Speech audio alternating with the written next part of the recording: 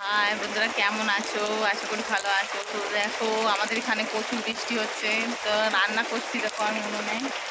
আর সব কাঠগুলো ভিজে গেছে, দেখো পুরো ভিজে গেছে। আর কিভাবে করে বসে বাইরেটা দেখা যাচ্ছে।